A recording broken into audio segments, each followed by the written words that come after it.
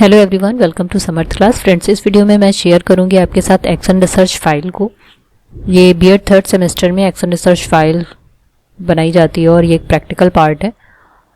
तो किस तरीके से एक्शन रिसर्च फाइल बनाएं, क्या क्या आपको थ्योरेटिकल एस्पेक्ट में लिखना है और क्या प्रैक्टिकल एस्पेक्ट में लिखना है, तो आइए देखते हैं किस तरीके से ये फाइल बनाई जाएगी। सबसे पहले आपका रहेगा क्रियात्मक अनुसंधान या एक्शन रिसर्च।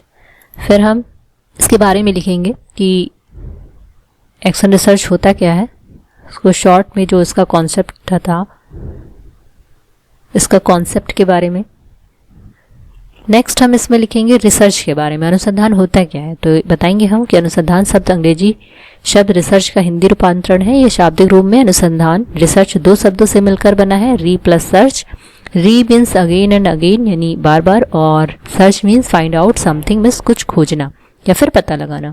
फिर हम इसके अर्थ को बताएंगे, अनुसंधान का अर्थ क्या होता है, पुनः या बार बार कुछ खोजना या पता लगाना। अनुसंधान से तात्पर्य एक ऐसी प्रक्रिया से है जिसमें व्यक्ति किसी घटना का बार बार निरीक्षण करता है और आंकड़ों का संकलन करता है और उन आंकड़ों के आधार पर कुछ निष्कर्ष निकालता है। दूसरे शब्दों में अनुसंधान नवीन सत्य की स्थापना करना, नवीन तथ्यों की खोज और नवीन सिद्धांतों का निर्माण और नवीन प्रयोगों का सुझाव देने की भी प्रक्रिया है। यहाँ पे हम डेफिनेशन लिखेंगे, शैक्षिक अनुसंधान होता क्या है। इसके M.W. ट्रेवर्स के अकॉर्डिंग शैक्षिक अनुसंधान एक ऐसी क्रिया या गतिविधि है जिसके द्वारा शैक्षिक परिस्थितियों में नवीन व्यवहार विज्ञान का विकास होता है। फिर हम अनुसंधान की कुछ और डेफिनेशन लिख सकते हैं, जैसे वेबस्टर के अनुसार, जेम्स ड्रेवर के अनुसार। तो यहाँ पे मैंने दो डेफिनेशन दी है। फिर हम मीनिंग बताएंगे, मीनिंग ऑफ रिसर्च, अनुसंधान का क्या अर्थ होता है। तो अनुसंधान एक प्रक्रिया है जिसका उद्देश्य मौलिक समस्याओं का अध्ययन करके नवीन तथ्यों की खोज करना, जीवन सत्य की स्थापना करना तथा नवीन सिद्धांतों का प्रतिपादन करना है। अनुसंधान एक सौउद्देश्य प्रक्रिया है जिसके द्वारा मानव ज्ञान में वृद्धि की जाती है। अनुसंधान की विशेषताएं को आप फ्लो चार्ट के थ्रू या हेडिंग के थ्रू आप कर सकते हैं। तो अनुसंधान की विशेषता है कि गहन अध्ययन, निष्कर्ष प्रमाणित होते हैं, निष्कर्ष की पुष्टि प्रमाणों द्वारा होती है, विवेक और समझदारी से किया गया एक काम है, समस्या के संदर्भ में तथ्यों की खोज की जाती है और एक उद्देश्यपूर्ण प्रक्रिया है। तो ये इसकी विशेषताएं होगी। नेक्स्ट हम शिक्षा अनुसंधान का अर्थ बताएंगे, क्योंकि हम शिक्षा के क्षेत्र में एक्शन रिसर्च को कर रहे हैं। तो एजुकेशनल फील्ड में किस तरीके से रिसर्च की जाती है, क्या होता है, तो उसके बारे में यहाँ पे लिखेंगे कि शिक्षा का मुख्य लक्ष्य बालकों के व्यवहार में विकास तथा परिवर्तन लाना है। शिक्षण प्रक्रिया द्वारा इन लक्ष्यों की प्राप्ति की जाती है। शिक्षण की समस्याओं तथा बालकों के व्यवहार में विकास के संबंधित समस्याओं का समाधान करने वाली प्रक्रिया को हम शैक्षिक अनुसंधान कहते हैं। फिर हम यहाँ पे डेफिनेशन लिखेंगे, ट्रेक्सर्स के अनुसार शिक्षा अनुसंधान वह प्रक्रिया है जो शैक्षिक परिस्थितियों में व्यवहार विज्ञान का विकास करती है। फिर हम अनुसंधान के उद्देश्य लिखेंगे, यहाँ पे तीन उद्देश्य होते हैं, सैद्धांतिक, तथ्यात्मक और प्रयोगात्मक। तो इसमें आप थोड़ा बहुत लिख सकते हैं, बहुत ज़्यादा डिटेल में नहीं करना है इसको। नेक्स्ट हम अनुसंधान के रूप लिखेंगे। तो ये अनुसंधान के तीन रूप होते हैं, व्याख्या अनुसंधान, वर्णनात्मक अनुसंधान और प्रयोगात्मक अनुसंधान। तो यहाँ पे हम इस चीज को लिखेंगे कि व्याख्या अनुसंधान होता है, इसमें वैज्ञानिक अनुसंधान भी कहते हैं। इस प्रकार के शोध कार्यों द्वारा चर के संबंध के कारण प्रभाव के रूप में व्याख्या की जाती है। वर्णनात्मक इसे ऐतिहासिक अनुसंधान कहते हैं, जिसे तथ्यों की खोज कर वर्णन किया जाता है। और प्रयोगात्मक अनुसंधान ऐसा अनुसंधान है जिसमें कार्य प्रणाली में सुधार तथा विकास किया जाता है, इसके द्वारा नवीन ज्ञान का प्रयोग किया जाता है, इसे क्रियात्मक अनुसंधान भी कहते हैं। तो एक्शन रिसर्च को हम प्रैक्टिकल वे में हम प्रयोगात्मक अनुसंधान भी कहते हैं। अनुसंधान के दो प्रकार होते हैं, एक मौलिक अनुसंधान और एक क्रियात्मक अनुसंधान। मौलिक अनुसंधान में हम मौलिक अनुसंधान के बारे में बताएंगे कि ये तथ्य और सत्य की खोज करना है और नवीन सिद्धांतों का प्रतिपादन करना है। इसके लिए विशेष प्रशिक्षण की आवश्यकता होती है और जनरलाइजेशन भी किया जाता है। मौलिक अनुसंधान में परिकल्पनाओं का प्रतिपादन पूर्व शोध के निष्कर्षों के सिद्धांतों और अनुभवों पर आधारित होता है। फिर मौलिक अनुसंधान की रूपरेखा, फिर क्षेत्र और उद्देश्य, साथ ही महत्व, इन सभी के बारे में लिखना होगा। फिर आपकी इंपॉर्टेंट हेडिंग रहेगी क्रियात्मक अनुसंधान का अर्थ, क्योंकि आप एक्शन रिसर्च कर रहे हैं तो एक्शन रिसर्च के बारे में लिखेंगे। क्रियात्मक अनुसंधान का तात्पर्य एक ऐसी वैज्ञानिक विधि से है जिसका संबंध शिक्षा के क्रियात्मक पक्ष से होता है। इसके द्वारा विद्यालय की कार्य प्रणाली की समस्याओं का अध्ययन वस्तुनिष्ठ रूप से किया जाता है। क्रियात्मक अनुसंधान समस्या केंद्रित होती है। शिक्षा के क्षेत्र में एक्शन रिसर्च विद्यालय की कार्य प्रणाली की समस्या का समाधान करके उसमें सुधार एवं परिवर्तन लाना भी होता है। फिर हम डेफिनेशन लिखेंगे यहाँ पे। गुड के अनुसार है क्रियात्मक अनुसंधान शिक्षकों, निरीक्षकों एवं प्रशासकों द्वारा अपने कार्यों एवं नियमों की गुणात्मक उन्नति के प्रयोग में किया जाने वाला एक रिसर्च होता है या अनुसंधान होता है। नेक्स्ट डेफिनेशन है रिसर्च इन एजुकेशन के अनुसार, इसको आप लिख सकते हैं। और फिर हम क्रियात्मक अनुसंधान के उद्देश्य लिखेंगे। तो यहाँ पे 6 उद्देश्य लिखे हैं। पहला है विद्यालय की कार्य प्रणाली तथा स्थिति में प्रगति सुधार करना, विद्यालय में रूढ़िवादी यांत्रिक वातावरण को समाप्त करके जनतंत्रीय भावना का विकास करना। थर्ड है छात्रों की रुचियों, आवश्यकताओं एवं योग्यताओं का अध्ययन करके शिक्षण पद्धति में परिवर्तन एवं सुधार लाना। फिर है छात्रों के निष्पत्ति स्तर एवं आकांक्षाओं के स्तर में वृद्धि करना। और लास्ट है शिक्षक, प्रधानाचार्य, प्रबंधक, निरीक्षक और अन्य कार्यकर्ताओं में वैज्ञानिक दृष्टिकोण का विकास करना। फिर एक्शन रिसर्च का स्कोप क्या है, तो इस स्कोप को हम लिखेंगे कहाँ कहाँ पे इसका यूज होता है। तो यहाँ पे 7 पॉइंट्स हैं। नेक्स्ट आपकी हेडिंग रहेगी क्रियात्मक अनुसंधान के स्टेप। तो यहाँ पे 7 स्टेप है। सबसे पहला है कि समस्या की जानकारी, सेकंड है कार्य के लिए प्रस्तावों का विचार विमर्श, थर्ड है योजना का चयन एवं परिकल्पना, फोर्थ है तथ्य संग्रह करने की विधियों का निर्माण, फिफ्थ है योजना का कार्यान्वयन, प्रमाणों का एकत्रीकरण, 6 है तथ्यों से निष्कर्ष निकालना और दूसरे को परिणामों की सूचना देना। तो 7 स्टेप में ये एक्शन रिसर्च किया जाता है।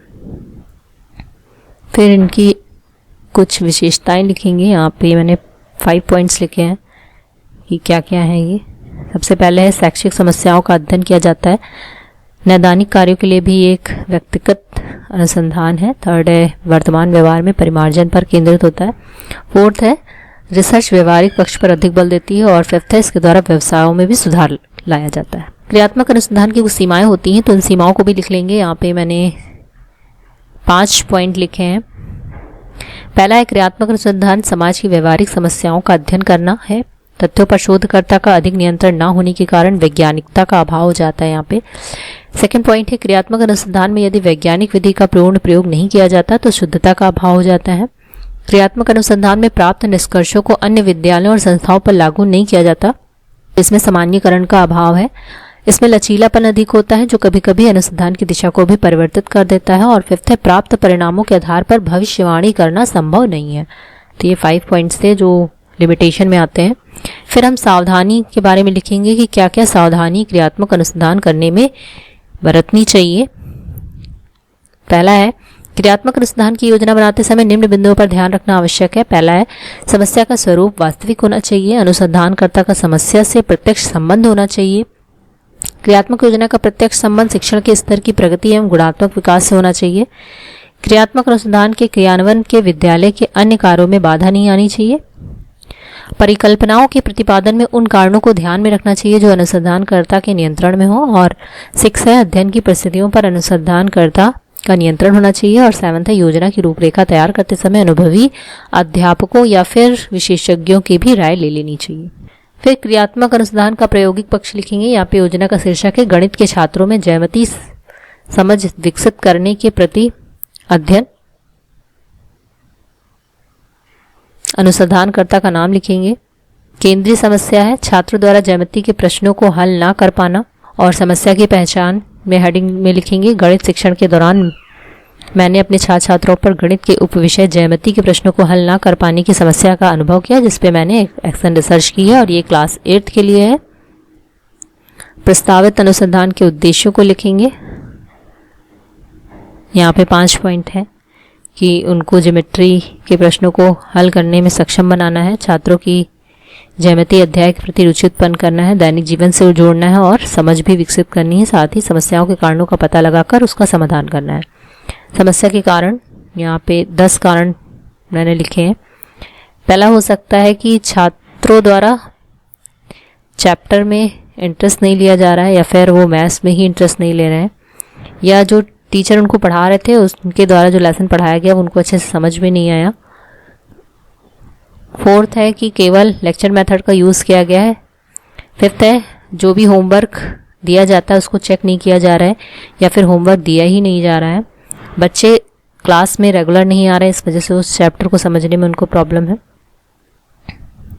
और या फिर छात्रों द्वारा ये समझना कि मैथ्स का ये जो चैप्टर है काफ़ी टफ है, तो ये सारे रीज़न हो सकते हैं। फिर योजना का महत्व हम बताएंगे, यहाँ पे हेडिंग डालेंगे। और इसके बारे में बताएंगे। नेक्स्ट हेडिंग रहेगी समस्या के लिए साक्ष्यां क्या है, कि पढ़ते समय बच्चे ध्यान नहीं दे रहे थे, ज्योमेट्री के क्वेश्चन पूछे गए तो वो उसको सॉल्व नहीं कर पा रहे थे, होमवर्क नहीं पूरा करके ला रहे थे, और जब लास्ट में उनका टेस्ट लिया गया तो उसमें भी मार्क्स कम है। तो इसके अकॉर्डिंग ये डिसाइड किया मैंने कि इनको इस चैप्टर में कुछ ना कुछ प्रॉब्लम है, और उसी के थ्रू ऑब्जर्वेशन, क्वेश्चनेयर और टेस्ट, वीकली जो टेस्ट लिया उसके अकॉर्डिंग ये मैंने एक्शन रिसर्च किया। समस्या के संभावित कारणों का विश्लेषण करेंगे। यहाँ पे 10 प्रश्न जो कारण थे उसी से रिलेटेड एक क्वेश्चनेयर बनाया, और उसमें जो भी आंसर देना था वो हाँ और नहीं में देना था, और इस शीट को बच्चों को दी गई, और जब उन्होंने फिल किया तो उसके अकॉर्डिंग इस तरीके से ये आंसर आए जिनका परसेंटेज निकालना है। तो ये आपको टेबल बनानी है, इस टेबल में आपको इस तरीके से सारी चीज़ें मेंशन करनी है। नेक्स्ट हेडिंग रहेगी आंकड़ों का विश्लेषण। इसमें आप बताएंगे कि पहले जब आपने इस समस्या को देखा तो कितने % बच्चे इस चीज़ को मान रहे थे, मतलब मैथ्स में उनको रुचि नहीं थी, लेकिन जब आपने अपना टीचिंग मेथड चेंज किया, उसमें चार्ट मॉडल का यूज़ किया, एग्जाम्पल दिए, तो बच्चों में वो चीज़ इंक्रीजमेंट हुई और बच्चे मैथ्स को और अच्छे से समझने लगे, तो प्रोग्रेस हुई। तो इस तरीके से विश्लेषण हो जाएगा, फिर परिणाम लिखेंगे, फिर निष्कर्ष लिखेंगे, लास्ट में एक्शन रिसर्च क्यों किया गया है तो उसके लिए सुझाव है, शिक्षक के लिए सुझाव हम लिखेंगे। यहाँ पे 3 पॉइंट मैंने लिखे हैं, 4 पॉइंट लिखे हैं।